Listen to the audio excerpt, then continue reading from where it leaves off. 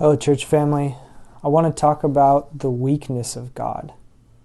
That might seem like a strange phrase or even close to blasphemous, but Paul actually uses it in 1 Corinthians 1. And it's in verse 25 that he says, "For the foolishness of God is wiser than men, and the weakness of God is stronger than men."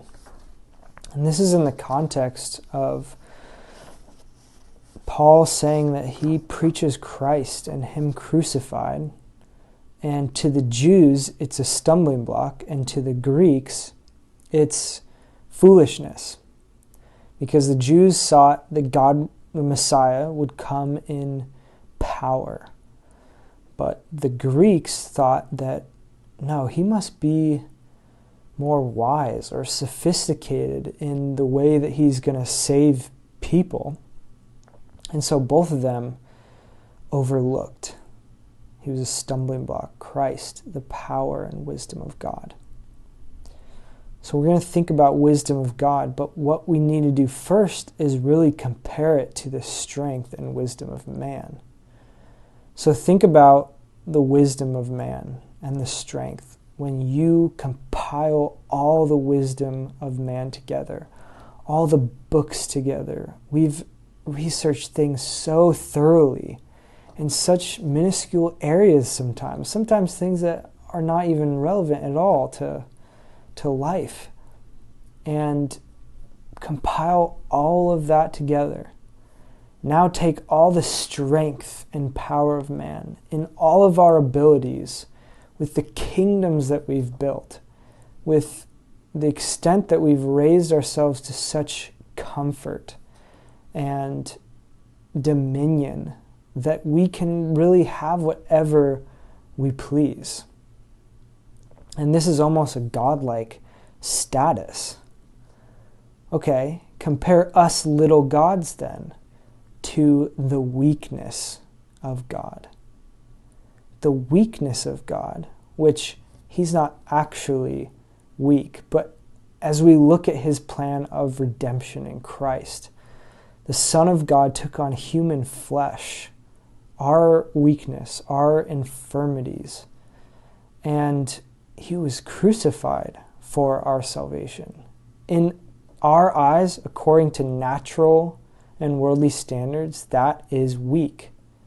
So take the weakness of God, and the weakness of God has done far exceedingly more than thousands of ages of innovation and improvement to all of humanity. Take the weakness of God, and it has built us a kingdom that is better in every way than any kingdom has ever been. A kingdom that will never be shaken. Take the weakness of God, and it flipped the world upside down because of the divine wisdom of this plan of redemption. The weakness of God far surpasses millions of men in all their ability, in all their power, and all their wisdom. So what that means for you is that his weakness optimizes far more insight into who you are and what you need than any data collection schemes for marketing. You don't have to fear those. You trust God. You follow his leading instead of the next click on your phone or the next buy you're going to do. Those don't predestine your steps. It's God. He knows what you need. And even though maybe it seems like maybe technological companies know more about us than we know ourselves, God knows infinitely far more. Our high priest, according to our weakness, addresses and cares for us in our weakness versus exploiting us in our weakness. God's weakness optimizes far more insight into who we are and what we need than any man on this earth. It means in his weakness, he's redeemed you from your own weakness so you can be strong in power to resist sin.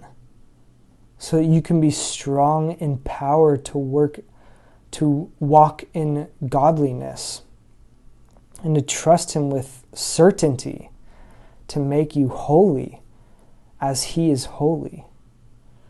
It means in this weakness, he's given you a hope that's far beyond any hope that this world can give. A hope that's triumphed over sin and death. If this is what the weakness of God is like, think about, and I hope it makes you think about, his incomprehensible power.